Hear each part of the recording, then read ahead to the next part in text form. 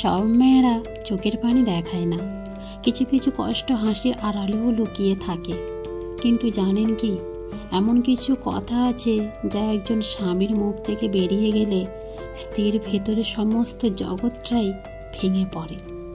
প্রতিদিনের কথার ভিড়ে কিছু কথা থাকে যা হয়তো স্বামী বলে ফেলেন হেলা ফেলার ভঙ্গিতে, কিন্তু সেই কথাগুলোর আঘাত স্ত্রী বুকে জমিয়ে রাখে দিনের পর দিন। এই একটি বাক্যই যেন স্ত্রীর সকল পরিশ্রমকে অস্বীকার করে দেয়। রান্না, ঘর সামলানো, সন্তানের যত্ন, এসব কোনো কাজ নয়। তাকে গুরুত্ব না দেওয়ার এই অনুভবই তাকে নিঃশেষ করে তোলে। তুলনা করা ভালোবাসা নয়, বরং অপমান। স্ত্রী কোনো প্রতিযোগিতায় আসেনি, সে চায় কেবল স্বামীর শ্রদ্ধা আর একটু বোঝাপড়া। রাগের মাথায় বলা এই কথা স্ত্রীর মন চিরদিনের জন্য ভেঙে দেয়। এটা শুধু একটা বাক্য নয়, এটা তার সমস্ত অস্তিত্বকেই প্রশ্নবিদ্ধ করে তোলে। বয়স বা রূপ নিয়ে কটাক্ষ করা একজন নারীর আত্মবিশ্বাস ধ্বংস করে দেয়।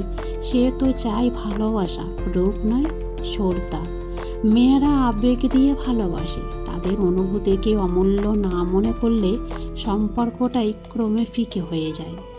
সব পুরুষ খারাপ নয়, কিন্তু অনেক সময় অজান্তেই এমন কিছু কথা বের হয়ে যায় যা একজন নারীকে চিরদিনের মতো বদলে দেয়।